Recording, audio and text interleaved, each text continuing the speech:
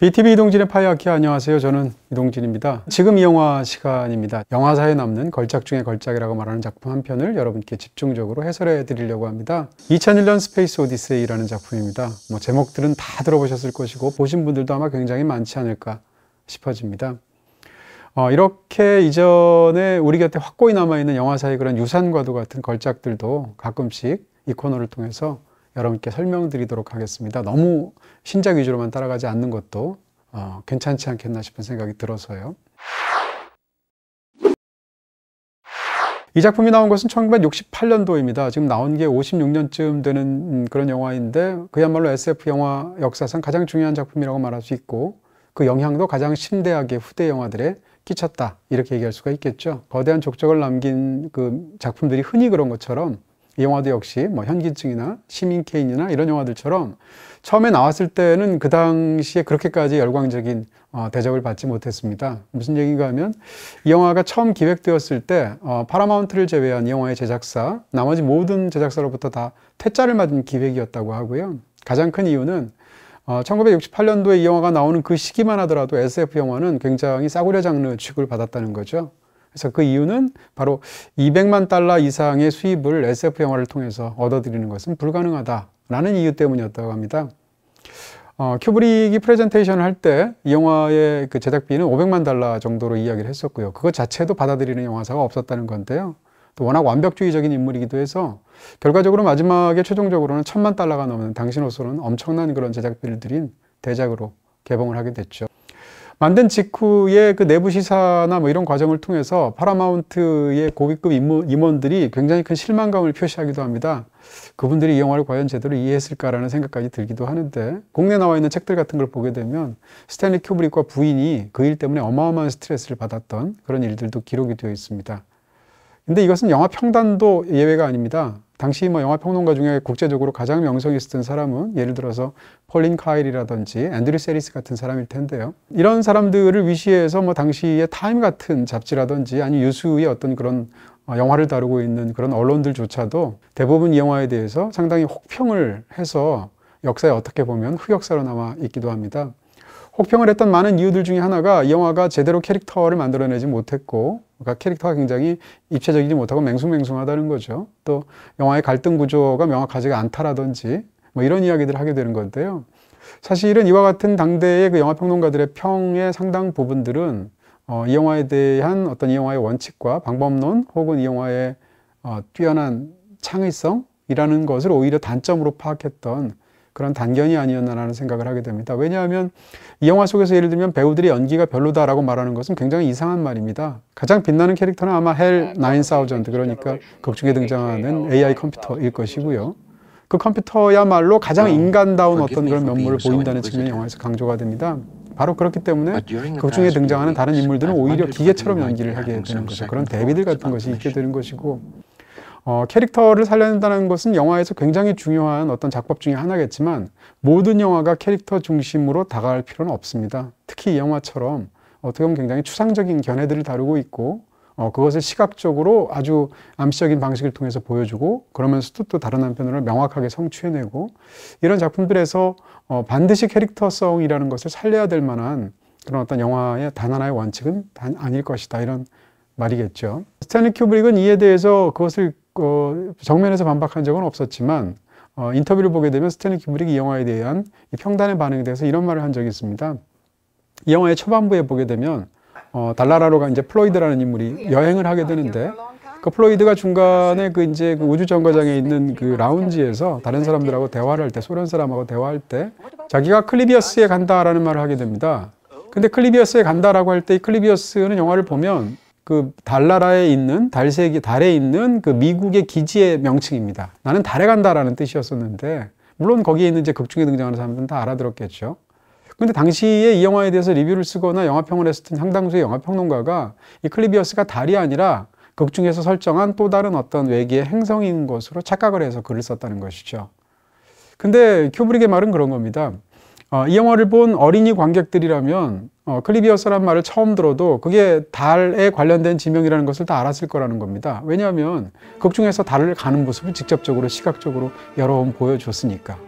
다시 말하면 평론가들은 본인들만의 어떤 틀에 갇혀서 영화 속에서 달에 가는 것을 영화가 직접 시각적으로 보여주고 있음에도 불구하고 이 클리비어스라는 새로운 어떤 말을 들었을 때, 용어를 들었을 때 그게 외계 행성이라고 생각해서 스토리를 착각한다는 것이죠. 그런 얘기를 통해서 이제 당대의 것들에 대한 불만을 토로한 그런 인터뷰가 스탠리 큐브릭이 말한 적이 있었는데요. 제가 이 얘기를 드리는 것은 허다한 작품들이 당대 영화가 나왔을 때 굉장히 많이 오해가 되기도 하고 잘못 받아들이기도 한다는 뜻이죠. 이런 걸작들도 예외가 아니라는 얘기고, 그럼에도 불구하고 이 영화는 개봉 직후에 센세이션을 불러일으키게 되고요. 정말 거대한 히트를 기록하게 되고 SF 영화의 모든 어떤 그런 물줄기를 바꾸게 되는 그런 엄청난 위협을 결국 해내게 됩니다. 어떻게 보면 이 영화를 지금 위치에 만든 것은 이 영화의 제작자들도 아니고 영화사도 아니고 평론가들도 아니고 바로 관객들이다라는 측면에서 세월을 견뎌낸 그런 어떤 관객들의 힘을 보여주기도 한 작품이라고 말할 수 있을 것 같습니다.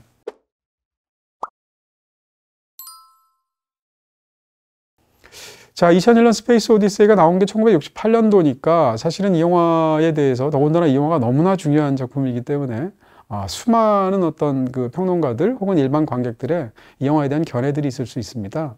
그런 상황에서 제가 그런 견해를 되풀이하는 게 무슨 의미가 있을까라고 생각하실 수도 있겠지만, 지금부터 제가 드리는 이야기는 이 영화에 대한 저의 견해입니다. 물론 이 중에 어떤 부분들은 이 영화에 대한 논의들로부터 관련이 있는 것들도 있겠지만 상당 부분들은 대부분 다 제가 이 영화에 대해서 갖고 있는 견해들을 지금부터 말씀을 드릴 것이고요. 제가 이렇게 하는 이유는 크게 두 가지입니다. 첫 번째는 이 영화가 워낙 중요하기 때문에 예전에 제가 많은 분들의 사랑을 받았던 영화당이라는 그 프로그램을 했을 때 김중혁 작가와 함께 이 2001년 스페이스 오디세이에 대해서 말씀을 드린 적이 있습니다.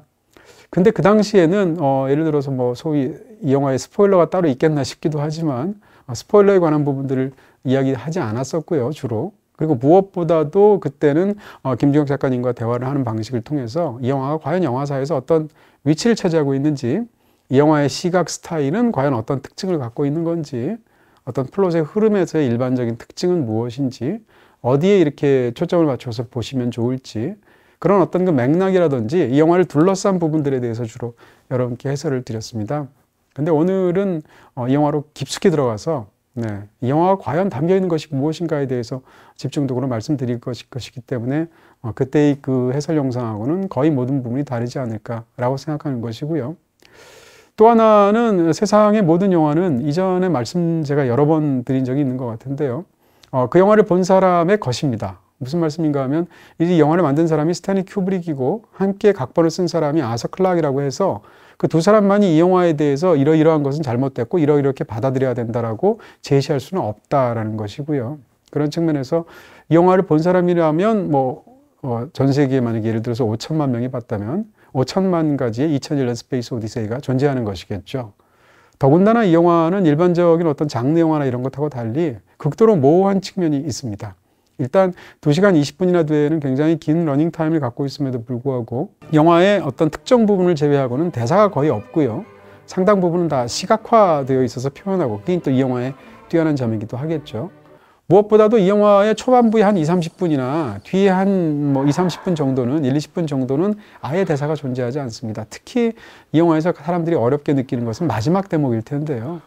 그런 극도로 어렵거나 추상적이거나 모호한 측면들이 있기 때문에 사실은 이 영화를 보고 나면 굉장히 이렇게 마음이 복잡해지기도 하고 어렵다고 느껴지기도 하고 무엇보다도 사람마다 저마다 생각들이 다르게 되죠. 바로 그렇기 때문에 여러분께 해설을 드릴 만한 어떤 근거가 되기도 하고, 또 한 가지는 그렇게 사람들마다 달리 보기 때문에 저 역시 제가 보았던 제가 좋아하는 그런 2001년 스페이스 오디세이에 관한 부분들을 지금부터 저만의 영화로 여러분께 설명드릴 수가 있겠죠. 그리고 또 한 가지 작은 걸 덧붙인다면 사실은 이 영화에 대해서 많은 분들이 오해를 하고 있는 것 중에 이제 원작이 있다고 생각하시는 경우입니다. 물론 원작이 있습니다. 아서 클락이라는 이제 SF 소설 역사에서 굉장히 역시 거대한 족적을 남긴 이 작가가 센티넬이라는 단편 소설을 썼습니다. 그래서 그 소설을 보고 나서 큐브릭과 함께 일하는 사람이 큐브릭에게 추천을 해서 그 사람을 오라고 해서 스탠리 큐브릭과 아서 클락이 함께 쓴 시나리오가 바로 2000년 스페이스 오디세이인 건데요. 그렇게 본다면 말씀드렸던 그 센티넬, 그러니까 파수꾼이라는 그 아서 클락의 짧은 단편 소설이 원작이라고 말할 수도 있습니다.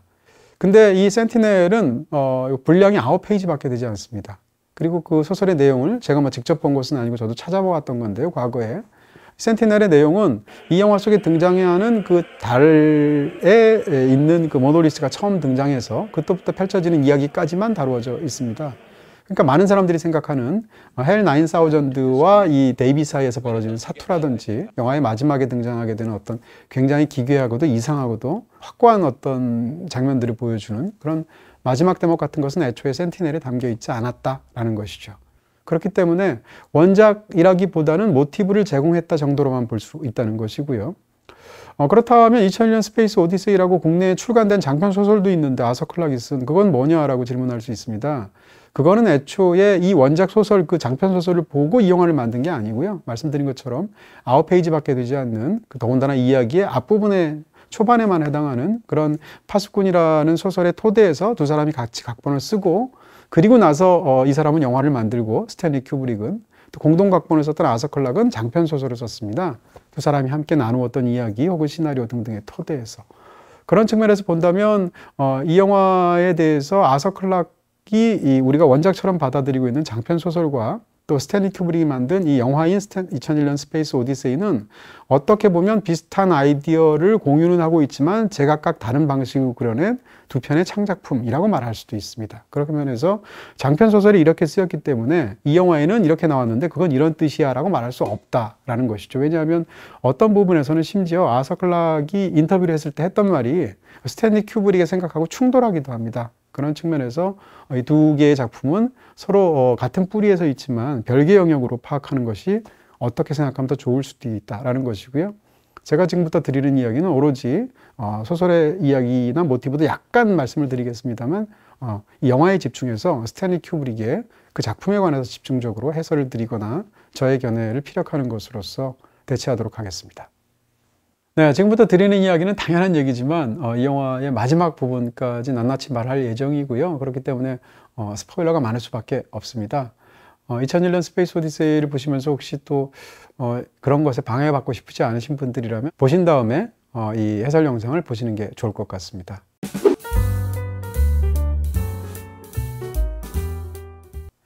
자, 일단 이 영화의 전체적인 얼개를 파악할 필요가 있을 것 같습니다. 저는 이제 이 이야기가 무엇에 관한 이야기인가, 물론 많은 분들이 그렇게 보고 계시지만 상당 부분들은 또 저도 비슷한 그런 공통적인 견해를 갖고 있을 수도 있겠죠. 제가 파악하는 이 이야기는 결국은 인류의 어떤 세 단계에 걸쳐진 급격한 진화를 다룬 그런 영화다, 이렇게 말할 수 있을 것 같습니다. 다시 말하면 영화 속에서 일단 이 영화가 3막 구성으로 되어 있다는 걸 얘기할 수 있을 텐데요.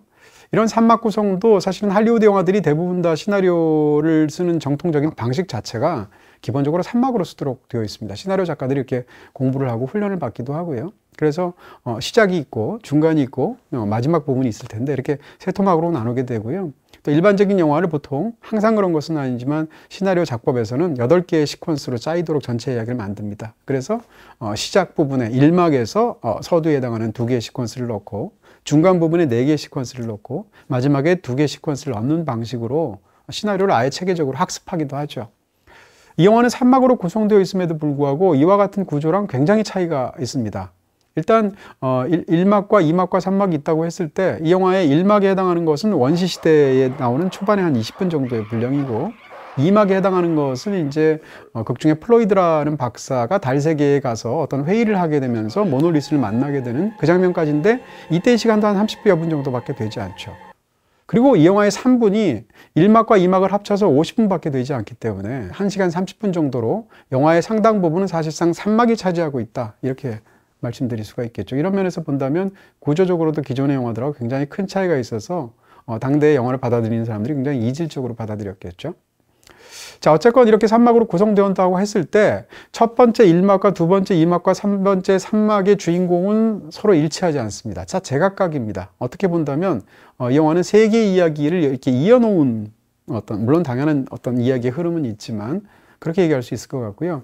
1막에서의 주인공은 우리가 이름도 알 수 없는, 이름이라는 게 존재하지도 않았던 시절에 그런 그야말로 유인원에서 인간으로 어떻게 보면 점프가 되는 어떤 그런 순간들이 1막에 나오게 되는데 그때의 누군가이겠죠. 여러분들이라면 이 영화를 안 보신 분들이라면 이렇게 바닥에 뼈가 널브러져 있는 상황에서 이 동물의 뼈를 이렇게 부수다가 하늘로 집어던지면 그 뼈가 우주선으로 바뀌는 굉장히 유명한 장면은 아마 모두 보셨을 겁니다. 그랬을 때 그 뼈를 집어던진 그 최초의 인간, 그 인간이 일막의 주인공이라고 말할 수 있겠죠. 아서 클락의 장편 소설에서는 달을 쳐다보는 사람이라고 번역하기도 하고 문와처라는 말로 그대로 쓰기도 하는데 바로 그 사람이 주인공이라고 말할 수 있을 것 같습니다. 이막의 주인공은 누군가라고 하면 플로이드 박사죠. 플로이드 박사는 극 중에서 지구를 떠나서 우주정거장으로 먼저 가고요. 그리고 우주정거장에서 다시 달로 가서 이 모놀리스를 직접 목도하는 장면으로 나오게 되는 그 파트에서의 주인공입니다. 산막의 주인공은 누구냐? 헬 9000라고 볼 수도 있겠습니다만 전체적으로 끝까지 다 보게 되면 데이빗 보우먼이라는, 그러니까 영화의 3부에 등장하게 되는 그 디스커버리의 선장입니다. 이 사람이 주인공이라고 말할 수 있겠죠. 이 세 사람은 영화 속에서 각각 인류의 어떤 그런 뭐라고 할까요? 이 지적인 수준이거나 아니면 인류의 존재론에 있어서 현격한 그런 변화를 두 번 각각 겪게 됩니다. 그러니까 영화 속에서 사실상 인간은 3번 급격하게 존재가 바뀌는 그런 과정을 이 영화가 다루고 있다. 그리고 그때 이 주인공은 이 말하는 세 사람이다 라고 얘기할 수가 있겠죠. 이 3번의 순간을 영화가 이제 시간적으로도 굉장히 독특한 부분들을 다루고 있는데, 그러니까 인류 역사가 아주 길다고 했을 때 인간은 서서히 발달되어 온 것이 아니라는 것이죠. 그것이 어떤 이유 때문이든 영화에서는 이제 외계 문명 때문인 것으로 전제가 되고 있는데요. 인류는 급격하게 외계 문명과 외계 문명의 어떤 그런 그 힘 같은 것이 그대로 투여가 되어 있는 모놀리스를 통해서 급격하게 3번 바뀌게 되죠. 그러니까 그 3번의 변화가 갖고 있는 의미는 과연 무엇이고, 그 3번의 변화는 어떻게 인류에게 찾아오게 되었는가라는 것에 대한 탐구가 이 영화의 전체적인 얼개를 이루고 있다. 이렇게 말씀드릴 수가 있겠죠. 바로 그렇게 급격하게 인류가 어떤 지점에서 마치 점프하듯이 계단식으로 성장하는 식으로 이 인류의 발달이 이루어지고 있기 때문에 영화 속에서 반드시 등장하게 되는 그 이미지는 잠이라든지 죽음의 이미지 같은 것입니다. 그러니까 영화 속에서 인간은 어떻게 그런 급격한 변화를 겪어서 다음 단계로 도약할 수 있었는가? 그것은 극 중에 등장하는 모놀리스 때문이죠. 모놀리스라는 것은 이제 그 지육면체의 거대한 극 중에 등장하는 어떤 약간 석판처럼 보이는 그런 알 수 없는 그런 그 물건들일 텐데요. 이 물건은 무엇을 의미하는지를 알 수가 없기 때문에 극도로 상징적이기도 하고, 반면에 또 극도로 이렇게 실체가 다가오는 그런 물건이기도 합니다. 이 모놀리스 자체가 후대에 많은 어떤 예를 들어서 레드 제플린의 어떤 앨범 표지에도 등장하기도 하고, 오늘날까지도 어떤 지점에서 갑자기 누가 모놀리스를 어떤 사막에 설치했다라는 것이 국제 뉴스가 되기도 할 정도로 거대한 영향을 끼치게 되죠. 1부와 2부, 3부에서 이 3명의 각각의 주인공은 이 모놀리스와 어떤 식으로든 접촉하거나 접촉하려고 합니다. 그를 통해서 어떤 변이를 가져오게 되는데, 그 변이가 인류에게는 말하자면 급격한 어떤 진화의 양상을 선물하게 되는 것이죠. 이런 방식으로 영화가 되어 있다고 할 수 있습니다. 바로 이렇기 때문에 이 모놀리스와의 접촉은 굉장히 신비한 것으로 영화에서 설명이 되고 있고요. 무엇보다도 이 3명의 인물은 극 중에서 잠에서 깨어나는 것으로 영화 속에서 묘사가 됩니다. 첫 번째 1막에서는 그 아까 제가 말씀드렸던 그 문와처라고 만약에 소설처럼 명명을 한다면 계속 제가 그 어떤 유인원이라고 말하기는 어려울 테니까, 이 문와처가 극 중에서 이 모놀리스를 만지게 되고 그를 통해서 어떤 지식 같은 것을 깨닫게 되고, 그렇게 돼서 인류가 급격하게 형태가 바뀌게 되는데, 그 모놀리스를 발견하기 직전에 이 문화처를 비롯한 그 유인원, 어떻게 보면 지금 인간이 되기 바로 직전 단계라고 할 수 있겠죠. 극중의 상황으로 보면. 그들은 무엇을 하고 있었는가? 동굴 속에서 자고 있었죠.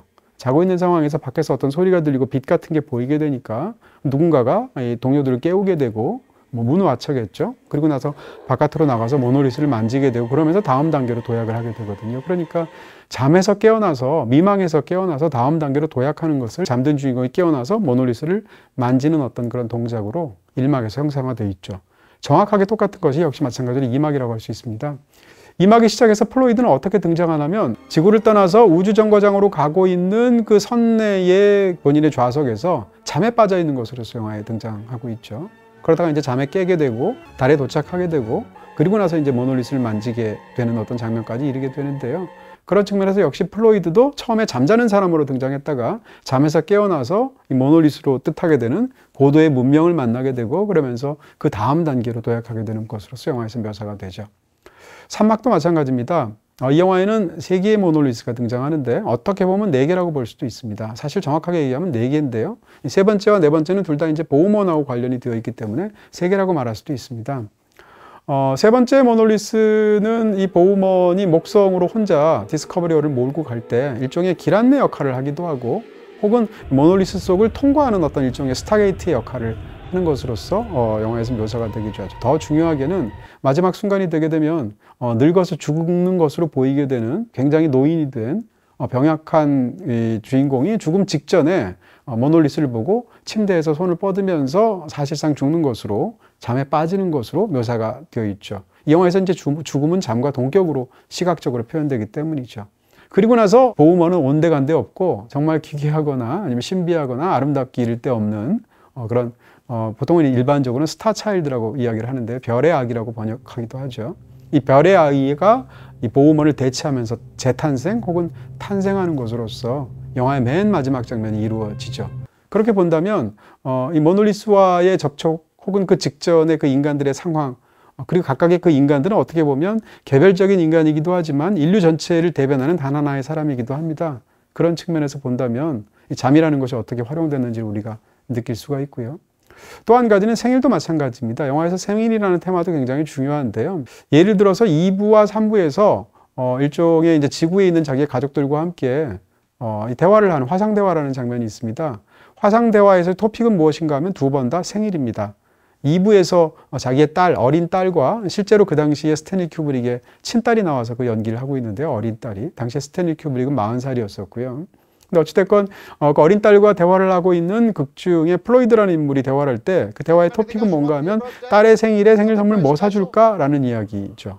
그래서 딸은 부시베이비를 사달라고 하는데, 부시베이는 손 안에 올라갈 정도로 작은 그 특정한 원숭이에 대한 별명인데요. 어떻게 생각한다면 이 영화 속이나 이 영화의 마지막이나 초반에 등장하게 되는, 이 영화에는 구체적으로 모습은 나오지 않지만 외계 문명 혹은 외계인이 있다고 가정하면 그 외계인과 인간의 관계는 어떻게 보면 부시베이비와 그 딸의 관계하고도 비슷하게 느껴지는 부분이 있습니다. 어찌됐건 이 두 사람이 딸과 이 아버지인 플로이드가 대화할 때의 주제는 생일에 관한 거죠.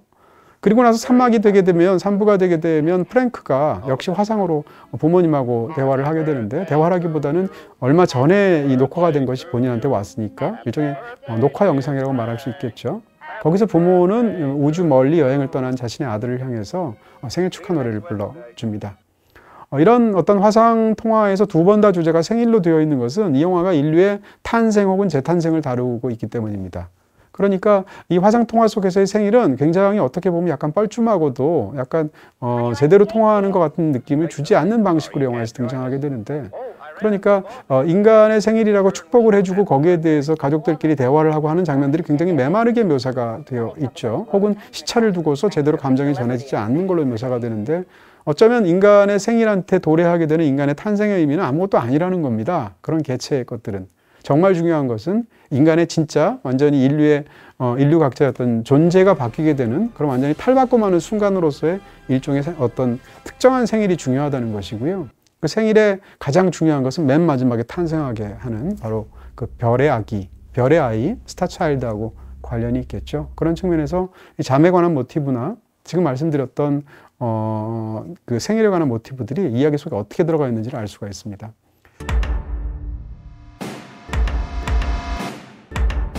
넷플릭스, BTV 둘을 함께 보면 월 최대 2,500원 할인. BTV와 넷플릭스가 만나다. 주인공을 어떤 인물로 설정하고 그 인물이 어떤 행동을 하게 하느냐에 관한 부분들도 전통적인 영화들하고 굉장히 다른 그런 굉장히 독특한 방식들을 보여주고 있죠. 바로 그렇기 때문에 어떻게 생각하면 오해를 했던 어떤 사람들에 의해서 캐릭터가 약하다라는 비판 아닌 비판을 받게 되었을 텐데요.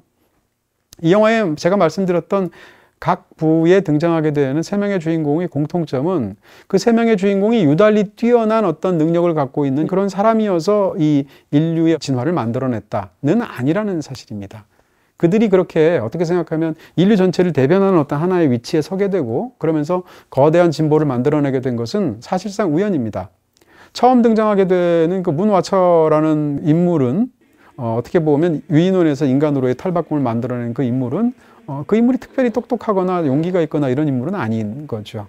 그런 상황에서 우연히 그 인물은 모놀리스를 먼저 접촉하게 되고 먼저 깨어나게 되고 그런 과정 속에서 그 접촉의 어떤 그 힘을 통해서 이 뼈의 무기로서 혹은 사냥의 도구로서의 어떤 역할을 깨닫게 되게 되죠. 그러니까 문 와처가 반드시 그 인류의 초반기에 등장하는 그 영화의 상황으로 본다면 거대한 진보를 끌어내야 될 아무런 특별한 덕목이 없다라고 얘기할 수 있죠. 두 번째 등장하게 되는 플로이드는 상대적으로 조금 더 그럴 만한 사람처럼 보입니다. 왜냐하면 영화 속에서 굉장히 중요한 중책을 맡고 있고 문제를 해결하기 위해서 지구에서 파견되어서 수수께끼 같은 모놀리스의 정체를 알아내기 위해서 달나라로 가니까. 근데 영화에서도 보면 이 플로이드는 철저하게 무력한 사람으로 그려지고 있습니다. 애초에 시작할 때 그는 자기 만년필 하나 제대로 잡지 못해서 이 우주선 속에서 좌석에서 그것을 떨어뜨린 채 잠에 빠져 있는 모습으로 등장하고 있고요. 그리고 이 플로이드는 이 모놀리스를 만나고도 그것을 어떻게 해야 될지 몰라서 감탄하면서 사진을 찍으려고 할 때 거기서 들려오는 어떤 거대한 소음 때문에 굉장히 괴로워하는 모습으로 형상화되죠. 그러니까 플로이드 역시도 이 모놀리스랑 접촉하게 되었을 때 그 사람의 위치가 그래서 그런 것이지 이 사람만이 갖고 있는 어떤 특별한 뛰어난 어떤 그런 뭐 재능이라든지 능력하고는 무관하다 이렇게 얘기할 수가 있겠죠. 세 번째였던 데이빗 보우만이라는 사람도 마찬가지입니다. 디스커버리호의 선장이긴 하나 이 사람은 애초에 선장으로서 그냥 이 동면 상태에 놓여 있는 동료 우주인 3명을 목성에 데려다 주면 되는 것으로 되어 있던 사람처럼 보입니다. 심지어는 이제 제가 잠시 후에 자세히 설명드리겠습니다만 이 사람은 애초에 목성에 왜 가는지도 모르고 있었습니다. 자기는 다른 이유로 착각하고 있었는데 그러니까 목적에서조차도 정보에서 가장 핵심 정보에서 소외되어서 속임을 당하는 위치에 있을 정도로 어떻게 생각하면 이 영화에서 가장 중요한 테마에 있어서는 사실은 그렇게 중요한 일을 수행하는 사람이 아니었던 것이죠. 그렇지만 우주선에서 헬 9000가 반란을 일으키게 되고 그 과정 속에서 모든 사람들이 다 죽게 되고 혼자밖에 남지 않습니다. 바로 그렇기 때문에 혼자만 남은 채 이제 목성에 도착하게 되는 것인데요. 다시 말하면 마지막 순간에 목성에 그가 도착해서 이런 어마어마한 스타 차일드로 재탄생할 수 있었던 이 사람만의 덕목은 무엇일까? 나머지 사람들이 다 죽었으니까입니다. 그런 측면에서 본다면 더군다나 영화에서 그 헬 9000가 갖고 있는 사악함이나 혹은 헬 9000가 갖고 있었던 어떤 뭐라고 할까요? 그 오류 가능성에 갖던 핵심적인 부분들에 있어서 오히려 부선장에 해당하는 프랭크 풀이라는 사람이 훨씬 더 제대로 파악하고 있고요. 데이빗 보우만은 좀 더 미적거리면서 제대로 파악하지 못하는 모습을 두 사람이 대화를 나누는 장면에서 눈치챌 수 있습니다. 그러니까 데이빗 보우만은 똑똑하거나 제대로 알거나 용기가 있어서 마지막 순간에 간택되어서 이 스타 차일드로 인류의 거대한 새로운 탄생, 존재론적인 변이를 만들어낸 인물은 아니다 얘기할 수 있겠죠. 진화라는 것은 사실은 목적이 없는 것이고 자연이 기특해서 특정한 개체나 특성한 특성에 대해서 격려하는 방식으로 의지가 작용한 것은 전혀 아니지 않습니까? 그런 측면에서 본다면 이 진화적으로 이 인류가 발달하는 양상을 단계별로 설명한 어떻게 보면 일종의 돌연변이적인 어떤 그런 순간이라고 할 수 있을 텐데 그런 부분을 영화가 무척이나 흥미롭게 설명하고 있는 것이 아닌가라는 생각을 하게 되죠. 자, 이런 기본 틀을 가지고 지금부터는 구체적으로 영화를 따라가면서 한번 영화에 관한 부분들 제 생각을 말씀드리도록 하겠습니다. 아까 말씀드렸던 1막이 되면 이제 여명이 밝아오기 시작하고 극중의 논리를 따지게 되면 아직 인간이기 이전에 그런 어떤 상태라고 말할 수 있는 일군의 어떤 그 유인원들이 나오게 되죠.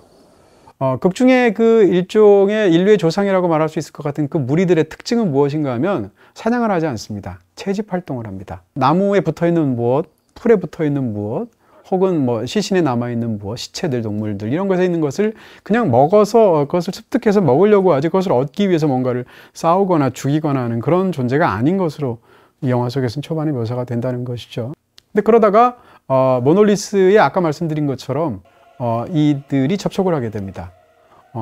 그럼 어떻게 생각하면 완전히 뭐 너무너무 오래전 수백만 년 전의 그런 상황일 텐데 그 상황에서 만약에 모놀리스라는 어떤 그런 정교한 그 자체로는 자연 속에서 그냥 있을 수가 없지 않습니까? 정확하게 직육면체의 모양을 갖고 있고 뭐 재질이라든지 뭐 표면의 어떤 그런 여러 가지 부분들이라든지 이 입장에서는 굉장히 놀라웠을 텐데 그것을 이제 놀라워서 이 유인원들이 만지게 되면서 그로부터 무언가가 이제 습득이 된 거죠. 외계에서로부터 어떤 능력이라든지 이런 것들이요. 어떤 변화가 극중에서 생기는가? 만약에 문와처라는 어떤 그 사람으로 특정하게 된다면 이 사람은 그 전까지 주변에 나뒹굴었던 동물의 뼈를 보면서 이상한 생각을 하게 됩니다. 그 동물은 영화 속에서 나오는 걸로 이제 맥 같은 동물인 것으로 보이는데 약간 뭐 멧돼지 비슷한 거죠. 그 맥의 뼈를 보는 순간 그 뼈를 가지고 내려치게 되죠. 행동을 하면서 머릿속으로 상상합니다. 다시 말하면 동물이 죽어있는 맥의 뼈를 가지고 다른 뼈들을 부수운다라는 행동을 통해서 이 뼈를 무기로 삼아서 맥을 때려서 해치울 수 있다라는 상상을 하게 되죠. 그 이전까지는 인류는 그런 상상을 해본 적이 없는 것이고요. 혹은 그런 과정을 통해서 이 뼈를 내리칠 때마다 실제의 맥이 맞아서 죽는 그런 장면들이 극중에서 인서트되는 방식으로 독특하게 영화가 묘사를 하고 있죠.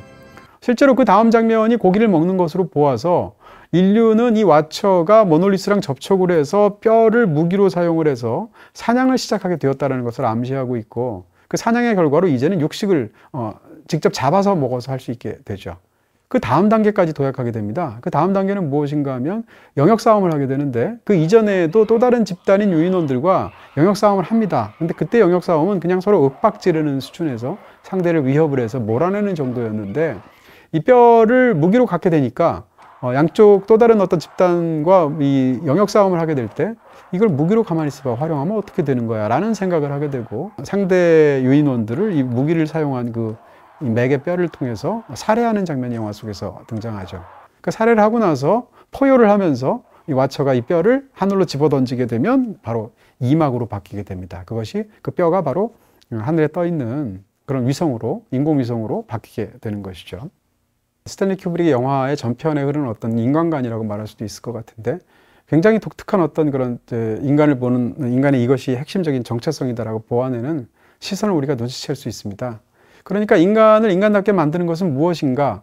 당연히 무슨 지능이 발달했다든가 이성이라든가 등등을 말할 수도 있겠습니다만, 인간을 인간답게 만들었던 것을 행동적으로 본다면 어떻게 보면 폭력이라고 얘기할 수 있습니다.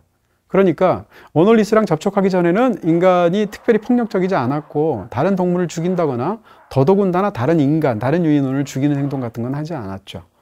그러니까 모놀리스랑 접촉을 해서 인간은 이성적으로나 어떻게 보면 도구의 사용이나 많은 부분에서 완전히 이전과 다른 어떤 존재, 다시 말하면 그것 자체가 최초의 인간다운 인간이 되었는데, 그때 최초의 인간다운 인간은 이성적인 인간, 도구를 사용하는 호모 파베르 이렇게 말할 수도 있겠습니다만, 이 영화에서 착목하고 있는 가장 중요한 건 폭력적인 인간이죠. 어떻게 보면 폭력의 탄생이라고 볼 수도 있고요. 그러니까 인간을 인간답게 만드는 뭐가 인간이야 라고 말했을 때 가장 중요한 어떤 특성 중에 하나로 바로 폭력이라는 것을 이야기하고 있죠. 이것은 어떻게 보면 인간을 바라보는 스탠리 큐브릭의 평생의 어떤 시선과도 같은 냉정하기도 하고 상대적으로 그런 차가운 부분들이 담겨있는 그런 것들이 영화에 투영된 방식이라고 말할 수 있을 것 같습니다.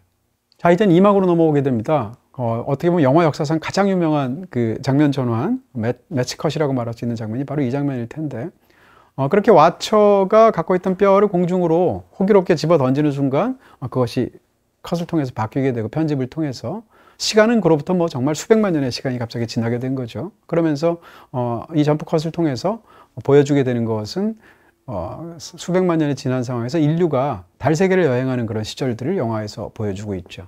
말하자면 이제 2001년 스페이스 오디세이의 극중 현재의 시제가 본격적으로 펼쳐지는 건데요. 컷의 전환이 이 두 쇼트를 붙인 그 편집에서 보여주는 것처럼 집어던진 뼈는 날아다니는 인공위성으로 대체되는 시각적인 개념으로 일치시키는 방식으로, 은유하는 방식으로 두 가지를 전환시켰다는 것이죠.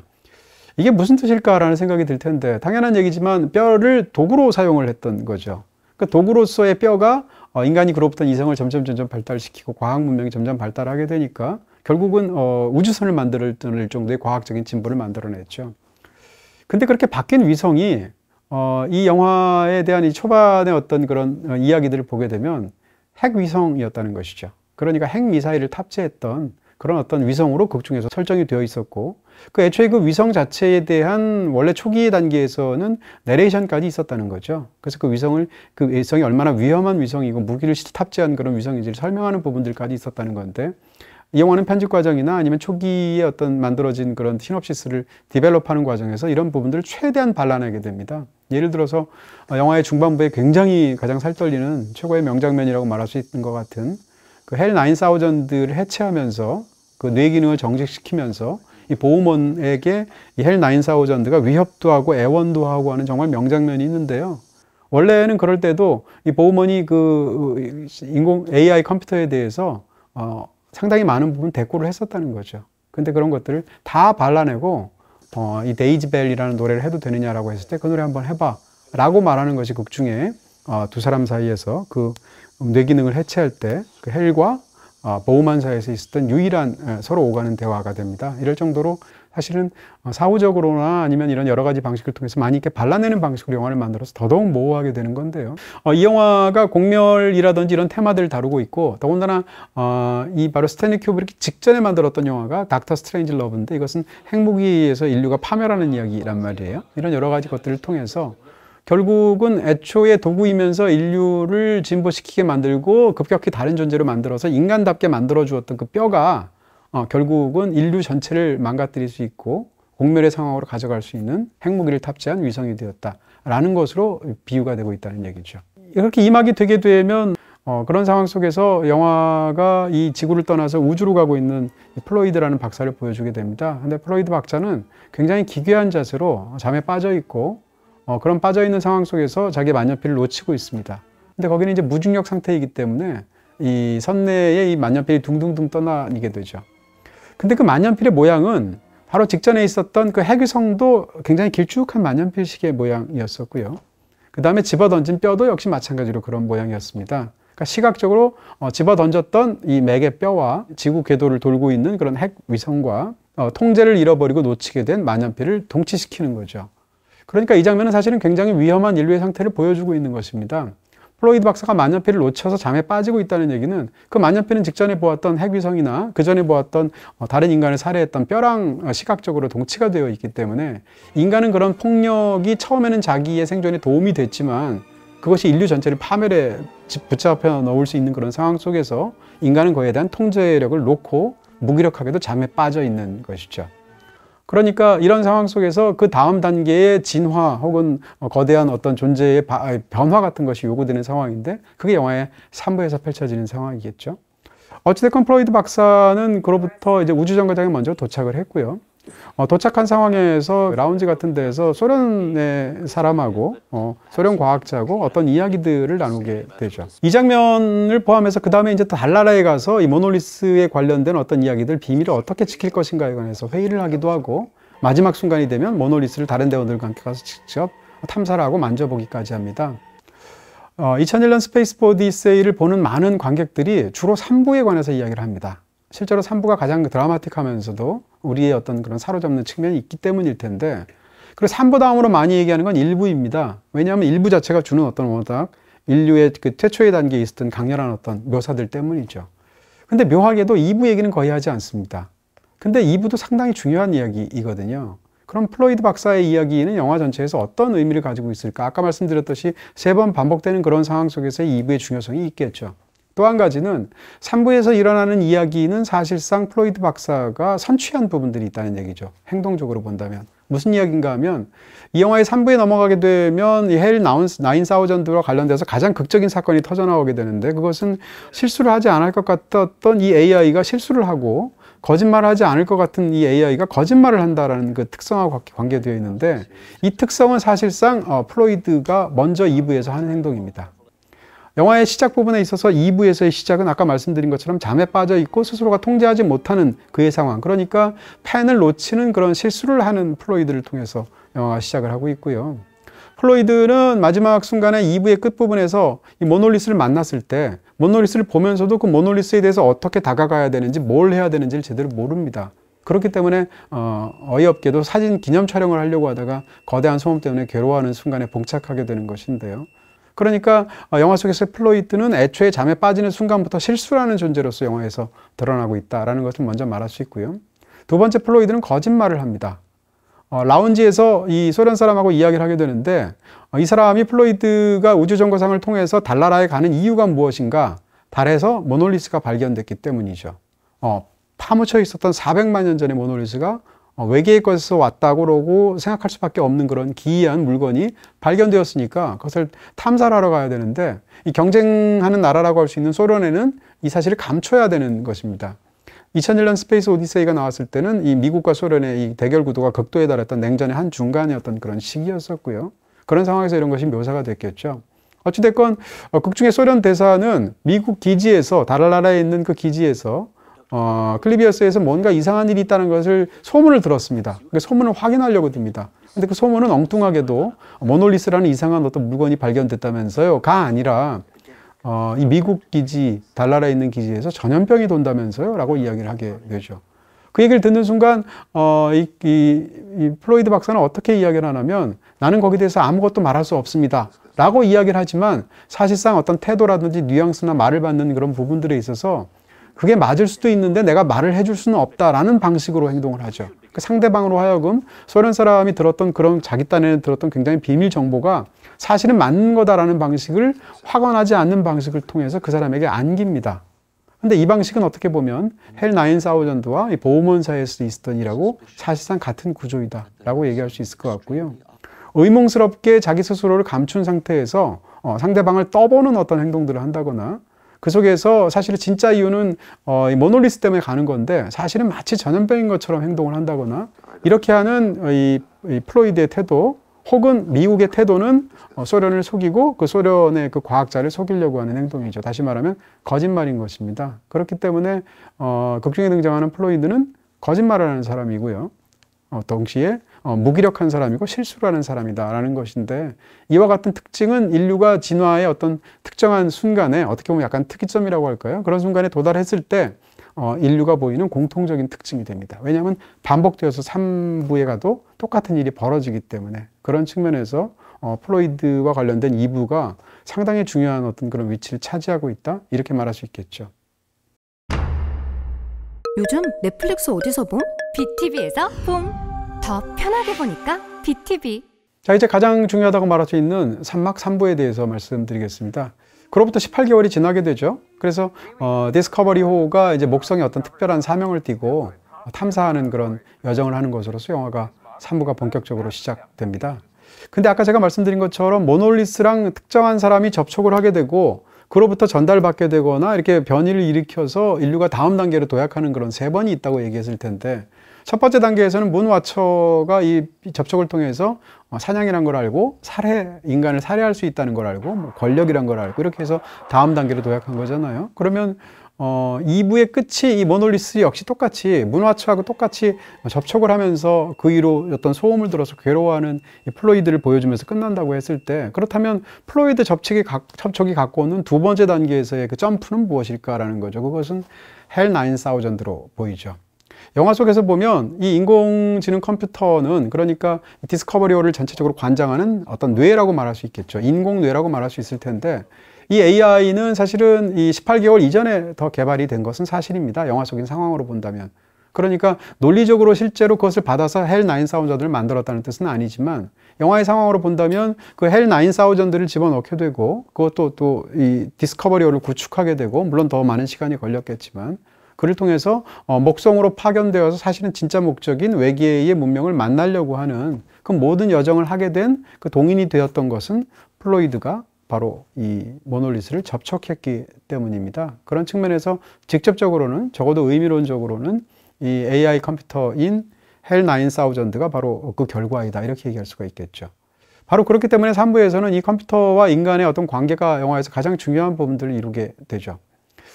이 영화의 전체적인 구조는 아까 말씀드린 것처럼 1단계에서는 동물이었던 인간이 인간으로 바뀌게 되는 순간을 다루게 됩니다.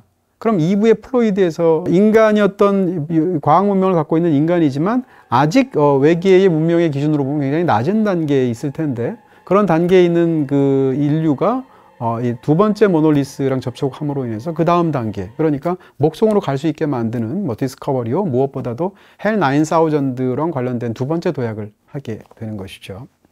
그렇게 본다면 이 두 번째 도약은 결국은 인간이 기계가 되는 것입니다. 혹은 기계를 도구로 삼는 거죠. 그 기계는 이제 인공지능인 것인데요. 처음 단계에서 동물에서 인간으로 어떤 존재 변이가 있게 되었다면 두 번째 단계에서는 인간이 기계의 힘을 빌어서 비유적으로 표현한다면 신이 되는 단계에 돌입하려고 하는 것이죠. 이 영화의 마지막에 등장하게 되는 이제 스타차일드라고 말하는 그 신의 아이 자체가 어떻게 보면 약간 신적인 존재처럼 보이기도 하고 굉장히 추상화된 어떤 존재처럼 보이기도 하는데 어쨌건 모든 이야기를 본다면 인간이 기계의 힘을 빌어서 직접 신이 되려고 하는 건데 이 계획은 여러분이 아시는 것처럼 좌절됩니다. 그리고 3단계에 되면 또 다른 방식으로서 인간은 결국 신이 되는 것입니다. 이때 신이라는 것은 비유적인 표현일 수도 있을 텐데요. 우리가 알고 있는 그런 종교에서의 신하고는 굉장히 다른 개념일 테니까. 어쨌건 그런 측면에서 3단계의 어떤 그런 변화들이 있다라고 말할 수 있을 것 같고요. 3부에 이르러서 그 디스커버리의 상태를 보여주게 되는데 디스커버리호에 타고 있는 사람들은 모두 6명이라고 그 극중에 등장하는 극중 다큐멘터리가 말을 하고 있습니다. 인터뷰가 이야기를 하고 있는데요. 방송사 프로그램이죠. 6명인 이유는 목성에서 뭔가 가면 동면 상태에서 깨어나서 임무를 수행하게 될 3사람이 있습니다. 그리고 선장과 부선장이 깨어 있어서 있고요. 그러니까 사람은 5명인데 왜 대원이 6명이라고 하는가? 그것은 마치 인간과 같은 그런 행동을 하면서 인간의 몫을 단단히 해내고 전체적인 통제를 완벽하게 해내는 AI 컴퓨터가 있기 때문이죠. 헬 9000가 있기 때문인데. 그래서 초반에 인터뷰를 보게 되면 이 컴퓨터가 얼마나 인간 같은지, 정말 감정을 갖고 있는 것 같은지에 대한 집중적인 설명이 극중에 등장하죠. 흥미로운 것은 이렇게 6명으로 이루어진 탐사대를, 그러니까 인류의 어떤 그런 역사에서 어마어마한 변화를 갖고 오게 되는데 결과적으로 그게 한 번 더 있었다는 거죠. 그게 바로 달나라에서 있었습니다. 달에 도착했을 때 이 플로이드가 동료들과 함께 모놀리스를 탐사하러 가는데 그때 대원이 6명입니다. 그러니까 사실상 그때 6명의 그 숫자의 측면이나 그때 일어났던 일들은 아까도 말씀드린 것처럼 이 3부에서 일어나는 일들을 선취한 부분들이 있다는 걸 계속 강조를 하게 되고요. 6이라는 것도 사실은 수비학적으로 본다면 6이라는 것은 인간을 가리키는 숫자인 것이고 서구 문명권에서 그런 측면에서 이 영화가 함축하고 있는 굉장히 흥미로운 주제들 같은 것이 사실 이런 구도 속에도 자리 잡고 있다. 이렇게 얘기할 수가 있겠죠. 자, 어쨌건 그런 상황 속에서 결국은 이 영화에서 가장 무시무시한 사건이라고 할 수 있을 것 같은 이 인공지능과 인간이 대결하는 사건까지 벌어지게 되죠. 어떻게 보면 약간 SF 호러처럼 느껴질 정도로 너무나 잘 만들어내기도 하고 무서운 장면이기도 할 텐데요. 그 장면을 좀 자세히 볼 필요가 있을 것 같습니다. 자, 그 장면에 이르러서 이 양쪽이 대립을 하게 되는데 일단 대립을 하는 상황 속에서 이 극중의 상태를 조금 설명을 드려야 될 텐데 애초에 이 디스커버리호는 왜 목성에 가는가? 보우먼과 이 프랭크 풀이라는 이 부조종사는 어떻게 알고 있냐면 목성에 탐사여행을 간다고 생각하고 있습니다. 근데 탐사여행을 가게 되는데 사실은 그게 아니라 외계 문명을 만나러 가는 거죠. 근데 이 2사람 말고도 3명의 인간 동료가 더 있지 않습니까?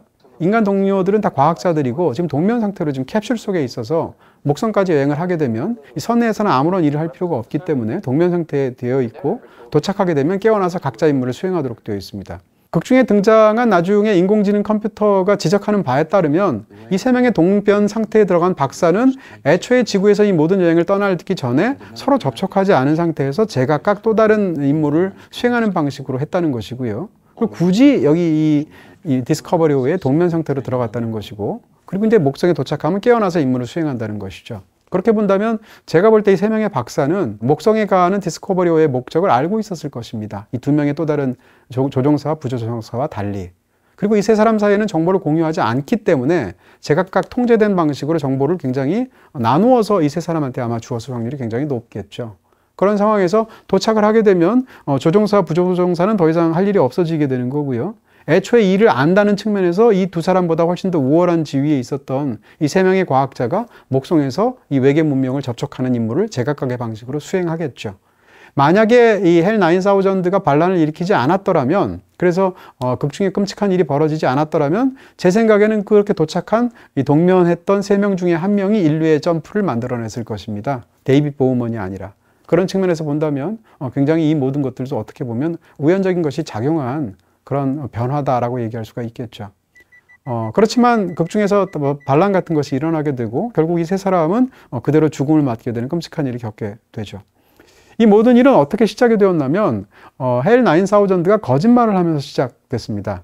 인터뷰가 끝났고요. 그런 상황에서 이 선내에서 워낙 지겨워하기 때문에 프랭크는 주로 이제 조깅 같은 행동들을 하면서 신체 단련을 하고 선장인 데이빗은 어떤 행동을 하냐면 그림 그리는 취미가 있어서 이 동면 상태에 빠져 있는 동료들을 스케치를 합니다.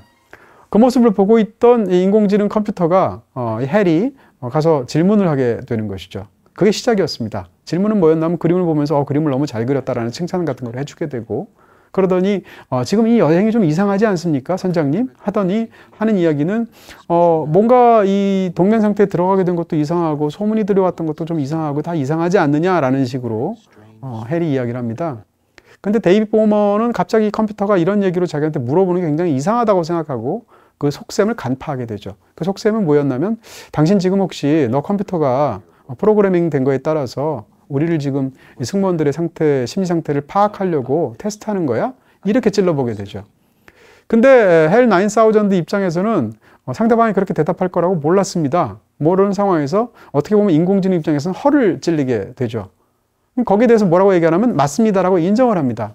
맞습니다라고 인정하는 순간 어떤 일이 벌어지냐면 이 컴퓨터는 거짓말을 했다는 걸 인정하게 되죠. 다시 말하면 모르는 척 상대방의 의견을 구하는 척 물어봤지만 사실은 나는 당신을 속이고 떠본 거야 라는 걸 인정하게 된 거죠. 이 일은 굉장히 중요합니다. 왜냐하면 애초에 그 방송사를 통해서 인터뷰를 했을 때 헬 9000의 특징을 본인 스스로가 인터뷰에서 뭐라고 이야기를 하냐면 나는 절대 실수를 저지르지 않습니다. 그리고 또 한 가지 절대 잘못된 정보를 제공하지 않습니다. 라는 것을 이 두 가지가 핵심적인 정체성으로 설명하게 되는데 실수를 저지르지 않는다라는 얘기는 무오류성이라는 얘기고요. 오류를 저지르지 않는다는 얘기일 것이고 잘못된 정보를 주지 않는다라는 얘기는 거짓말을 하지 않는다는 얘기죠. 항상 제대로 정말만 진실만을 말한다라는 그 두 가지가 인공지능의 핵심적인 특징인 거죠. 근데 이 두 가지 것 중에서 자기가 상대를 떠보면서 말을 했다는 얘기는 애초에 이 AI는 거짓말을 하도록 프로그래밍이 되어 있었다는 얘기죠. 그리고 자기가 알고 있는 지식을 이 두 명의 선장과 부선장, 다시 말하면 목성에 가야 하는 그런 진짜 목적을 이 컴퓨터는 알고 있지만 이 둘은 모르고 있는 상황에서 과연 제대로 모르는지 뭔가 눈치는 채고 있는지를 떠봤던 거죠. 그러니까 떠봤던 것 자체가 애초에 거짓말하도록 프로그래밍 된 존재라는 것이 드러나게 되죠. 근데 이것은 AI 스스로가 자기의 정체성이라고 말하는 두 가지 중에 한 가지를 어기는 결과를 스스로 인정하게 됩니다. 그래서 맞습니다라고 말을 해버리는 건데 그러면 굉장히 이 AI 컴퓨터 입장에서는 굉장히 커다란 존재론적인 위기죠. 왜냐하면 자기의 두 바탕 중에 하나를 부인을 해버렸으니까. 그 상황에서 엉겁결에 당황한 것으로 보이는, 기계가 당황했다는 말이 좀 이상하겠습니다만 찔려서 자기가 거짓말을 하는 존재다라는 것을 노출한 순간 갑자기 맞습니다. 어떻게 들으시면 굉장히 우습겠네요. 라고 말한 다음에 갑자기 근데 말이죠. 잠깐만 이거 아십니까? 라고 하더니 이야기를 화제를 전환합니다. 그 화제에 전환된 화제의 핵심은 무엇인가 하면 지금 우주선 바깥에 있는 그 지구와의 어떤 그 교신을 담당하고 있는 안테나가 고장난 것 같다. 그대로 두면 3일 안에 완전히 망가질 것 같으니까 수리하거나 교체하는 작업을 해야 된다는 얘기를 갑자기 합니다. 그러니까 그것은 우주선에서 굉장히 큰일이라고 생각해서 두 우주인이 밖으로 나가서 수리를 하려고 알아보고 있는데 그들이 동분서주하면서 파악한 결과에 따르면 고장이 안 난 거죠. 근데 헬 컴퓨터가 오류를 저지르지 않는 컴퓨터는 고장이 났다고 이야기를 합니다. 그래서 이 본부랑 직접 교신까지 해가서 이 사항들을 파악하려고 하는데 심지어는 본부에 있는 이 9000랑 유사한 기종이라고 말할 수 있는 쌍둥이 컴퓨터가 파악한 내용하고 여기 있는 AI가 파악한 내용이 서로 일치하지 않는다는 걸 본부에서 알려줘 옵니다. 다시 말하면 헬 9000는 오류를 저지르지 않는다고 철석같이 이 모든 사람들이 믿었지만 그가 오류를 저지른다라는 것이 처음으로 밝혀진 것이죠. 그렇다면 왜 인공지능 컴퓨터는 그런 결정적인 실수를 범했을까? 그것은 자기의 존재의 근거가 되는 한 가지를 자기가 엉겁결에 맞다고 이야기를 해버렸기 때문입니다. 거짓말하는 것이 밝혀진 상황에서 나머지 한 가지가 있겠죠. 나머지 한 가지는 나는 오류를 저지르지 않는다라는 정체성이 더 중요해지죠. 최후의 보루일 테니까. 오류를 저지르지 않는다라는 걸 말하기 위해서는 지구와의 교신을 끊어야 됩니다. 그러니까 지구와의 교신을 담당하는 안테나가 고장났다고 말을 하는 겁니다. 그것은 오류일 수도 있고 또 다른 거짓말일 수도 있겠죠. 어찌됐건 그는 오류를 저지르게 되고 그 오류의 결과를 테스트해 봤는데 사실은 오류였던 것이죠. 그러니까 잘못 말했기 때문에 이 우주선을 몰아야 되는 두 명의 선원의 입장에서는 더 이상 이 헬 9000을 믿을 수가 없게 되죠. 그러니까 그의 뇌의 기능을 정지시켜야 된다라는 논의를 극중에서 하게 되는 것입니다. 자, 이런 지점에서 이 두 가지의 핵심적인 부분들이 달라지는 것이 영화에서 무척이나 흥미롭고요. 그런 과정 속에서 이제 결국은 양자 사이에서 전쟁이 벌어지게 되는데, 만약에 헬 9000가 인간이랑 다른 존재, 제가 아까 말하면 비유적으로 말한다면 인간이 기계를 통해서 인간의 약점을 상대적으로 뛰어넘어서 말하자면 신이 될 수 있는 존재로서 이 헬 9000가 필요한 것인데 이 존재가 그렇게 될 수 없다는 것이 밝혀집니다. 왜냐하면 첫 번째는 거짓말을 하고 두 번째는 오류를 저지르기 때문에 이 두 가지 특성은 사실은 가장 인간적인 특성입니다. 인간이 오류를 저지르고 인간이 거짓말을 해서 신뢰할 수 없기 때문에 그러지 않는 존재를 외주해서 만들어낸 것이 바로 이런 AI 컴퓨터였던 거죠. 근데 AI 컴퓨터가 초반에는 그렇게 인간이랑 완전히 달라서 말하자면 신적인 존재로 인간을 도약시키는 무기가 되고 도구가 된 건데 이것이 만약에 그렇지 않은 것으로 드러나게 되어버리면 이 영화 속의 상황처럼 그렇다면 더 이상 AI 컴퓨터는 인간과 다를 바가 없어지죠. 그 순간부터 이전까지는 차갑게 임무를 수행하는 것으로 보였던 헬 9000가 급격하게 인간적인 감정을 드러내기 시작합니다. 그래서 영화에서 보면 심지어는 복수심도 있고요. 그 상황 속에서 상대에 대해서 앙심을 가져서 특정 상황 속에 일부러 공경에 빠뜨리기도 하고 폭력성을 드러내서 프랭크를 죽이기도 하고요. 그 속에서 상대를 교활하게 어떤 덫에 빠뜨리기까지 하죠. 그리고 심지어는 마지막 순간에 자기가 이겼다고 판단이 되면 상대를 놀리는 행동까지 하게 되거든요. 이런 측면에서 보면 이 헬 9000가 가장 인간적으로 되는 순간은 본인이 말하자면 신적인 지위를 누릴 수 있는 두 가지 정체성이 사실은 제대로 작동하지 않는다라는 것을 드러낸 순간입니다. 다시 말하면 헬 9000는 마지막 순간에 이르러서 데이빗 보우만하고 서로 1대1 대결을 벌이게 될 때 그때 헬 9000는 더 이상 신적인 지위에 해당하는 AI가 아니라 바로 인간 그 자체이죠. 가장 인간적인 특징으로만 남게 되었으니까. 그런 상황에서 마지막 순간에 둘이 싸우게 되는데 그 싸움 양상도 이 우주선은 선내를 두고 이 데이빗 보우먼을 들어오지 못하게 하는 방식으로 싸우죠. 이 방식을 우리는 이미 1막에서 본 적이 있습니다. 1막에서 유인원 집단들은 서로 영역 싸움을 했기 때문에 이곳에 오지 말라는 방식으로 싸움을 했었죠. 그런 측면에서 유인원과 또 다른 유인원들이 싸웠던 1막에서의 전투 양상은 3막에서 바로 데이빗 보우먼과 AI가 이 헬 9000가 싸운 방식하고 구조적으로 일치한다. 이렇게 얘기할 수가 있겠죠. 결국은 이 모든 과정 속에서 데이빗 보우먼이 이 메모리 터미널에 들어가서 이 모든 것들을 해체함으로 인해서 사실상 이 AI 컴퓨터를 살해하게 되죠. 그러니까 이 AI를 살해하게 되는 그런 행동들을 하게 되는데 그때 AI는 단순한 기계가 아닙니다. 말씀드린 것처럼 이미 가장 인간에 가까운 특질을 가졌기 때문에 어떻게 보면 처음에 그 뼈의 어떤 용도를 습득하게 된 그 인간이 또 다른 인간을 살해해서 죽인 것 같은 똑같은 행동을 사실상 데이빗 보우먼이 하고 있는 것이다 라는 것이죠. 그렇다면 헬 9000은 왜 죽어야 했을까? 그것은 가장 인간에 가까워졌기 때문에 라고 이야기할 수가 있겠죠. 그리고 이 방법은 틀린 것으로 판명이 됩니다. 다시 말하면 이 산막에 이르러서 인간은 발달된 그런 인간 과학기술 문명을 통해서 이런 AI를 이용을 해서 신적인 어떤 상황 속으로 도약할 수 있을 거라고 믿었지만 그렇지 않고 다시 인간으로 주저앉는 순간 결국 이런 비극을 맞게 되고 그 방법은 유효하지 않다라는 것을 깨닫게 됩니다. 그러면서 이 영화는 산막으로 넘어가게 되는 것이죠. 이 부분에 있어서 이것은 사실은 이 2001년 스페이스 오디세이에만 국한된 그런 테마가 아닙니다. 이 영화 바로 직전에 찍었던 또 다른 걸작이 바로 닥터 스트레인지 러브이고요. 이 영화 이후에 찍었던 역시 또 다른 걸작이 클락워크 오렌지, 시계태엽 오렌지라는 작품입니다. 이 세 작품을 보통 3부작으로 보기도 하거든요. 근데 이 세 개의 작품 속에 이런 기본적인 세계 인식과 인간에 대한 파악은 혹은 또 이야기의 스토리 구조의 어떤 핵심적인 부분들은 일치한다라고 저는 생각이 드는 것입니다. 무슨 이야기인가 하면 이 세 가지 이야기 속에서 인간은 어떤 존재냐? 굉장히 폭력적인 존재이고요. 그 속에서 약점을 가진 존재이고 스스로가 갖고 있는 어떤 힘이나 이런 시스템 속에서 제대로 통제하지 못하는 존재입니다. 더 중요한 것은 인간이 그런 것을 알고 있기 때문에 이러한 약점들을 제어하기 위해서 인간의 이성이라든지 과학기술 문명을 통해서 이것을 제어할 수 있는 어떤 방법들을 개발합니다. 그래서 그 방법을 통해서 인간의 약점을 대체할 수 있을 것이라고 믿죠. 근데 이 방법이 오히려 인간을 억압하는 결과를 가져오게 되고 또 다른 어떤 통제하지 못하는 상황이 벌어지게 되고 또 다른 어떤 그 윤리적인 해악을 만들어냄으로 인해서 결국은 비극적인 상황이 발생하는 이야기라는 공통점을 이 세 편의 영화들이 다 갖고 있다. 이렇게 얘기할 수 있죠. 또 한 가지 이와 관련해서 제가 개착이 흥미롭게 떠올리는 어떤 부분들이 있을 텐데 그것은 극 중에 등장하는 이 인공지능과 이 데이빗 보우먼 사이에서의 대결이 어떻게 보면 변신론적인 주제를 굉장히 SF적으로 잘 바꿔낸 것처럼 보인다는 것입니다. 이게 무슨 이야기인가 싶으면 전통적으로 어떤 굉장히 전지전능한 신이 있다라고 가정했을 때 과연 그런 신이 있어? 라고 거기에 대해서 비판하는 견해가 있을 수 있고 무슨 말이야 신은 존재하시지? 라는 견해가 있을 수 있겠죠. 어떤 종교냐에 따라서 다를 수도 있겠습니다만 그랬을 때 이런 그 신이 있어 라는 것에 대해서 회의를 보이면서 공격하는 두 가지 견해가 있다는 거죠. 보통 일반적으로 신의 특질을 무엇으로 특히 이제 이 아브라함 종교들에서 이야기를 하게 되면 첫 번째는 신은 전지전능하다라는 특징이고요. 또 하나는 신은 선하시다라는 특징인 거죠. 근데 이 두 가지가 충돌한다라는 것이 비판의 핵심인 것입니다.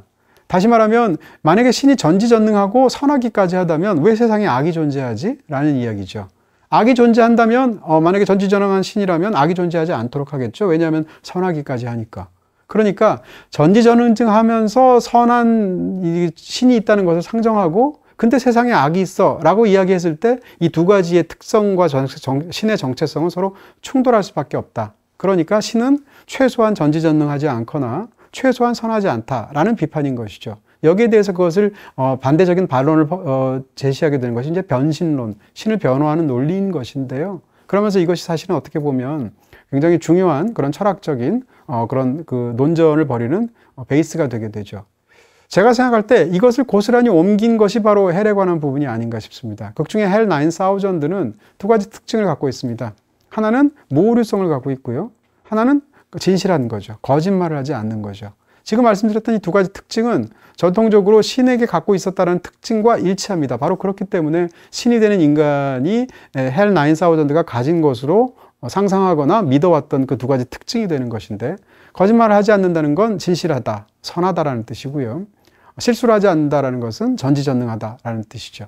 그런 측면에서 보면 3부의 핵심적인 부분에서 벌어지는 인간과 이 인공지능 컴퓨터와의 사이에서 벌어지는 이야기는 기본적으로 지금 말씀드렸던 그런 인류의 굉장히 오래되었던 사상적인 논전하고 무척이나 관련이 되어 있는 그런 흥미진진한 장르 영화 속으로의 착종 같은 것이다라는 거죠. 네, 그 3부 작가와 관련해서 이야기를 조금만 더 말씀을 드린다면 닥터 스트레인지 러브의 경우에는 둠스데이 머신이라는 게 나옵니다. 둠스데이 머신은 뭐 일반적으로도 쓰는 말이기도 하지만 이 영화 속에서는 소련이 개발한 핵무기를 지칭하는 말입니다. 혹은 핵무기나 그 핵무기 시스템일 텐데요. 이것이 어떤 건가 하면 그러니까 가공할 만한 핵무기라서 제대로 버튼을 눌러서 터뜨리게 되면 인류 전체가 완전히 멸망하게 되는 그런 어마어마한 그런 핵무기를 지칭하는 말인 거죠. 근데 극중에서 소련이 이 둠스데이 머신을 만들어낸 이유는 뭔가 하면 미국이 만들었다고 생각했기 때문입니다. 그렇게 언론이 보도가 되었기 때문인데 사실은 영화 속에서는 미국이 그것을 아직 만들어내지 못한 상황이거든요. 그러니까 상대가 있었을 것이라고 생각을 해서 그로부터 어떻게 생각하면 억제력을 가질 만한 그런 핵무기를 만들어냈던 것인데요. 사실은 어떻게 보면 핵에 의한 평화라고 할까요? 그러니까 만약에 한 국가가 응전을 하면서 상대의 공격에 대해서 핵무기를 터뜨려서 인류 전체를 멸망시킬 수가 있다고 한다면 함부로 도발할 수가 없겠죠. 바로 그렇기 때문에 어떻게 보면 핵 경쟁이 일어나고 군비 경쟁이 일어났던 어떤 사상적인 그런 어떤 이유를 제공하는 어떤 그런 논리이기도 할 텐데 누구라도 인류를 멸망시킬 수 있도록 상황을 몰고 가서 결국은 아무도 인류를 멸망시킬 행동이 초래가 되는 그런 공격을 할 수 없도록 만드는 그런 어떤 방식이라고 할 수가 있겠죠. 근데 그런 둠스데이 머신을 통해서 결국은 평화를 가져오게 만드는 건데요. 논리상으로는. 그렇지만 영화에서는 어떻게 되는가? 결국 둠스데이 머신 때문에 엄청난 일이 벌어지게 되죠. 마찬가지로 이 클라고 오렌지를 보게 되면 그 영화 속에서는 구제받을 수 없는 것 같은 악당에 해당하는 알렉스라는 인물을 다루고 있습니다. 정말로 악을 타고난 것 같은 그런 청년인데 이 악을 타고난 것 같은 청년을 포함해서 인간이 갖고 있는 그런 악한 본성을 치유하기 위해서 어떤 것들을 정부가 개발합니다. 그게 바로 루드비코 요법이라는 건데요.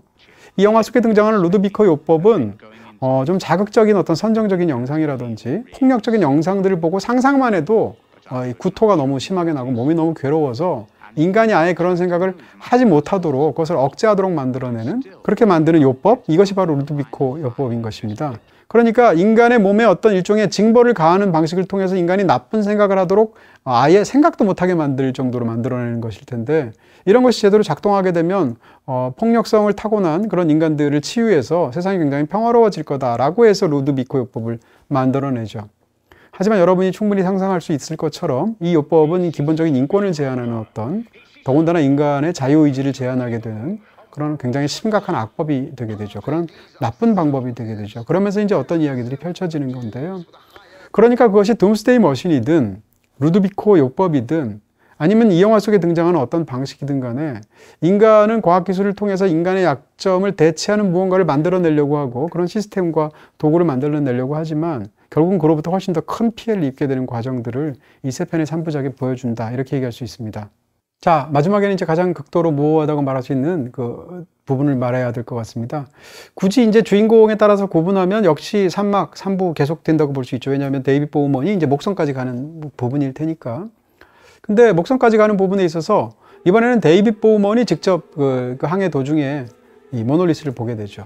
그래서 모노리스를 따라서 그 중에서 가장 시각적으로 뛰어난 부부 중에 하나죠. 그렇게 해서 일종의 신비한 여행을 하게 되고, 그리고 목성에 도착한 것으로 보이는데, 그 장면에서 보게 되면 이제 도착한 직후에 어떤 호텔처럼 보이는, 잘 꾸민 방처럼 보이는 곳에 그가 도착하게 됩니다. 근데 그 전까지는 데이빗 보우먼의 시점 쇼트가 영화에서 강조되어서 표현되지 않고, 오히려 이 부분에서 시점 쇼트가 강조되었던 캐릭터가 있다면 바로 헬 9000였습니다. 그래서 사실은 정말로 천재적인 그런 감독이라는 생각이 드는 이유 중에 하나가, 영화에서 등장하는 그 붉은 어떤 등 하나만으로 컴퓨터에 마치 눈처럼 사용을 해서 클로즈업에서 보여줄 때마다 컴퓨터가 극도로 사악한 생각을 하거나 딴 생각을 하는 것을 암시하는 것으로 영화가 굉장히 많이 보여주게 되는데요. 어떻게 보면 그 바로 직전까지 두 인간을 보았던 수많은 그 컴퓨터의 시점 쇼트가 있었습니다. 근데 그것을 대체하는, 어떻게 보면 그 컴퓨터의 위치 속에 보우먼이 들어간다고 볼 수 있는 그런 일종의 시점 쇼트라고 말할 수 있을 것 같고요. 마지막 부분들은 그런 신비한 장소에 가게 되어 있는 지금 현재 우주인인 데이빗 보우먼이 서서히 그곳에서 신비하게 이상한 방식으로 늙어가고 재탄생하게 하게 되는 자기 자신을 보는 방식으로 이루어져 있기 때문에 그런 거죠. 그 방에 도착하기 직전의 장면을 보면 두 눈 클로즈업도 아니고 한 눈만 이 보우먼을 클로즈업하는 눈 장면이 영화 속에서 극적으로 묘사가 되어 있습니다. 이것은 말씀드렸던 것처럼 인공지능의 눈을 묘사하는 방식하고 사실상 같다라고 얘기할 수 있겠죠. 자, 그렇게 도착해서 그가 본 것은 무엇일까? 제가 아까 설명드렸습니다만 이것도 저만의 생각일 뿐이고, 물론 이제 많은 분들이 이렇게 생각하시지만 그게 정말로 일어난 일인지는 알 수 없습니다. 어떻게 본다면 마지막 순간에 목성에 도착해서 외계 문명을 만나야 되는데, 전통적인 방식이라면 어떤 외계인이 나타나서 이렇게 응대도 하게 되고 하다못해 텔레파시로 통한다든가 이런 방식으로 보통 SF 영화에서 나오죠. 대표적으로 스필버그 영화를 보시게 되면 클로스 인카운터나 AI라는 그 스필버그의 최고작 중에 한 편인 작품을 보아도 거기서 보면 결국은 이제 길쭉한 체형을 갖고 있는 외계인들이 나타나게 되죠. 사실은 이 AI라는 스필버그의 그 영화 자체도 원안을 쓴 사람은, 애초에 이 기획을 한 사람이 바로 스탠리 큐브릭이었지 않습니까? 그런 측면에서 이 지금 2001년 스페이스 오디세이도 아서 클락과 논의하는 초기의 과정에서는 마지막에 그렇게 길쭉한 체형을 갖고 있는 외계인을 등장시키는 것으로 애초에는 만들었다는 거죠. 근데 현명하게도 2001년 스페이스 오디세이에서는 있는 것으로, 전제된 것으로 보이지만 확신할 수는 없겠지만 그런 외계의 존재가 영화에선 전혀 나오지 않습니다. 그렇게 돼서 과연 그게 우리가 인격적인 것으로 투사할 수 있는 그런 실제 몸을 갖고 있는 존재인지조차 알 수도 없고, 그런 존재가 어떤 것인지에 대해서 짐작하기도 무척 어려운 방식으로 마지막 부분이 짜여져 있죠. 어찌됐건 편의상 훨씬 더 발달한 외계 문명의 외계인이라고 말을 한다면, 그 외계인이 마지막 순간에 이 보여주게 되는 그런 광경들은 어떻게 보면 데이빗 보우먼의 내면의 풍경일 수도 있고요. 아니면 인류의 마지막 진화 과정을 보여주는 굉장히 추상화된 어떤 영상일 수도 있겠죠. 아니면 또 다른 무엇일 수도 있을 것입니다. 어찌됐건 그 과정 속에서 데이빗 보우먼은 자기가 점점 더 늙어가는 것을 눈으로 보게 되고요. 지켜보는 그도 늙어가게 되고, 그러다가 그 이상한 공간 속에 있는 또 다른 데이빗 보우먼이 침대에 누워서 너무 늙어서 세상을 떠나려고 할 때 그 마지막 임종하는 순간에 방 안에 있는 모노리스를 보게 되죠. 네 번째 모노리스가 되는 건데요. 그 모노리스를 향해서 손을 뻗으려고 하는 순간 카메라는 컷어웨이에서 모노리스를 보여주고, 다시 컷어웨이에서 이번에는 그 죽어가던 늙은 데이빗 보우먼이 사라진 바로 그 침대에 커다란 어떤 구가 있게 되고요. 그런 구슬 같은 구 속에 아기가 들어가 있는 장면을 보여주게 되죠. 이 장면도 만약에 이 새로 나온 아기가 이 보우먼이 바뀐 장면이라고 생각을 한다면 그것도 사실은 얼마든지 다르게 받아들일 수 있는 사람이 있겠죠. 그렇지만 저한테도 그렇게 보이고 많은 사람들이 그렇게 보기도 하는데, 그것은 데이빗 보우먼이 바로 아기로 재탄생한 장면처럼 보이게 되죠. 그런데 이 아기는 보통 아기는 아니죠. 스타 차일드라고 말을 하게 되는 이 달의 아기는 완전히 신비로운 인류의 또 다른 존재가 변이된 그런 단계의 존재일 것입니다. 이런 존재가 가능했던 것은 마지막에 데이빗 보우먼이 죽어가면서 모노리스로부터 어떤 힘이라든지 무엇인가를 받아내서 이전 두 번처럼 또 다른 도약을 이루어냈기 때문이죠. 흔히 이제 마지막 그 스타 차일드라는 존재를 초인으로 이야기하기도 하는데, 이 영화에 또 우연히도 리하르트 슈트라우스의 자라투스트라는 이렇게 말했다라는 굉장히 유명한 그 음악이 초반에부터 굉장히 인상적으로 삽입이 되어 있죠. 근데 자라투스트라는 이렇게 말했다는 니체의 굉장히 유명한 저작이기도 하지 않습니까? 바로 그런 것 때문에 또 격발이 되어서 이 마지막에 등장하는 이 달의 아기라는 개념을 니체적인 초인으로 해석하는 견해들도 있습니다. 근데 사실은 그것은 좀 맞지 않는 견해라고 저는 생각이 들고요. 이걸 만약에 초인으로 표현할 수 있다면 니체적인 의미에서의 초인은 아니겠죠. 어찌됐건 말씀드린 것처럼 만약에 인간이 존재에서 자기 약점을 뛰어넘어서 소위 신적인 존재가 되려고 하면 두 가지 길이 있는 건데요. 그것은 발달된 과학기술 문명으로 기계를 만들어서 AI 컴퓨터를 만들어내서 인간의 약점을 대신 보완하기 위해서 그것을 외주로 주어서 인간이 신적인 존재가 될 수가 있겠죠. 근데 이것은 바로 직전에서 실패한 것을 우리가 보았습니다. 그러면 또 다른 방법이 있을 텐데 그것은 아예 존재 양태를 바꾸어서 스타차일드로 재탄생하게 되는 방법이죠. 그게 어떻게 가능한가는 영화는 전혀 설명하고 있지 않고요. 심지어는 그것이 재탄생한 것인가조차도 영화에서 확언할 수 없습니다. 그렇지만 그렇게 탄생하게 된 아기는 마지막 장면이 되게 되면 굉장히 거대한 존재가 되는 것처럼 보이고요. 옆에 지구처럼 보이는 그런 게 있는데 그 바깥의 우주 공간에 떠 있는 그 아기가 그 지구를 바라보다가 갑자기 몸을 돌려서 카메라를 정면으로 바라보면서 관객과 아이 컨택을 하면서 이 영화는 끝이 납니다. 정말로 모호하기 짝이 없는 그런 장면일 텐데 지구를 바라보는 거대한 재탄생한 보우먼 혹은 이 달의 아기는 과연 그 이후에 무슨 행동을 할까? 이런 생각을 하게 됩니다. 영화는 거기서 끝나버리니까. 낙관적인 전망으로 그 이유를 생각할 수도 있겠죠. 예를 들면 초기에는 실제로 이 큐브릭과 아서클락이 그런 결말을 잠깐 고려도 했다고 하는데 이 아기가 의지의 힘으로 지구에 존재하는 모든 핵무기들을 다 없애버리는 거죠. 그런 장면이 있었을 수도 있을 것이고요. 그런데 저는 이런 생각이 드는 것입니다. 인류가 급격하게 어떤 그런 점프를 하면서 다음 단계로 진화하는 어떤 급격한 도약을 이루어낼 때 그 도약의 순간들은 항상 폭력하고 관련이 되어 있었거든요. 이 첫 번째 일망에서의 그 살인이 벌어진 것처럼. 그리고 가장 인간다운 속성을 폭력으로 보고 있다면 그때 인간다운 속성이라는 것은 바람직하다는 뜻하고는 아무 관련이 없죠. 어찌됐건 인간이 핵심적으로 폭력적인 그런 존재라고 보게 된다면 마지막에 이 스타차일드는 그 폭력을 치유하는 존재일 수도 있겠습니다만 나쁘게 말하면 폭력의 극한까지 가는 존재가 될 수도 있겠죠. 그건 뭐 알 수가 없는 거고 실제로 이 두 명의 각본가나 또 이 감독 자체가 결론을 내리고 있지 않고 결론을 내리지 않고 극도로 모호하게 만들어다는 뜻은 그것은 관객 자신의 몫이라는 것이거든요. 관객은 여러분일 수도 있고 저일 수도 있는 건데요. 그런 측면에서 저한테는 영화의 마지막 장면에 등장하는 거대한 장면이 평화로운 어떤 그런 극적인 낙관적인 전망으로 끝나는 것처럼 보이지 않습니다. 그런 측면에서 그 마지막은 굉장히 섬뜩하게 보이기도 하고 그 스타차일드는 아기인데 사실은 영화에서 보면 우리가 알고 있는 그런 아기의 무구한 얼굴이 아니죠. 뭔가를 알고 있는 전지의 아기라고 할 수 있겠죠. 그리고 어마어마한 그런 힘을 가진 완전히 또 다른 존재인 것으로서 그게 추상적일 수도 있고 물리적일 수도 있겠지만 영화에서 표현이 되는 건데요. 실제로 2001년 스페이스 오디세이라는 아서 클라크의 장편 소설 마지막 문장을 보면 거기도 마지막이 비슷하게 끝나긴 합니다. 거기서는 어떻게 묘사가 되어 있냐면 그렇게 그 별 아기가 지구를 바라보면서 우주에 뜬 상태에서 자 지금부터 뭘 하지? 그렇지만 뭘 해야 되는지 알 수 없었다. 그렇지만 곧 어떻게 해야 될지 생각이 떠오를 것도 같았다. 라는 문장으로 이 소설이 끝납니다. 그때 떠오르는 생각이 파멸적인 생각일 것인지 아니면 소위 치유하는 어떤 그런 쪽의 생각일 것인지는 알 수가 없죠. 소설도 거기서 끝나고 영화도 거기서 끝나기 때문에 그 이유는 이제 관객의 몫이 아닌가라는 생각이 드는 것이죠. 자, 어찌됐건 지금까지 말씀드렸던 이런 이야기들은 이 영화를 보았던 또 이 영화를 무척이나 좋아하고 걸작으로 평가하는 세상에 수많은 사람들이 그렇지만 저 역시도 그런데요.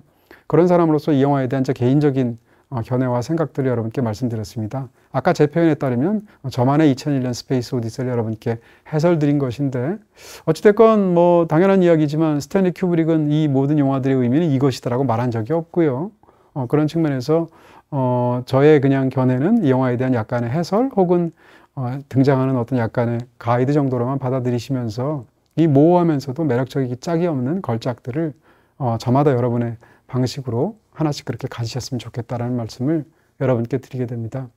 네, 이렇게 오늘 말씀드렸던 사실은 이제 너무 영화가 유명하게 되면 그 영화를 안 본 것도 본 것 같은 느낌이 들기도 하죠. 정작 너무 유명하면 의외로 안 본 사람들이 굉장히 많기도 합니다. 이 기회에 한번 SF 영화사의 최고의 걸작이라고 흔히들 말을 한다는데 과연 얼마나 훌륭한지 한번 보시는 것도 좋겠습니다.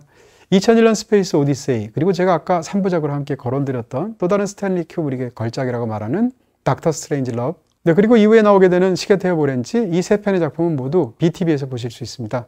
감사합니다.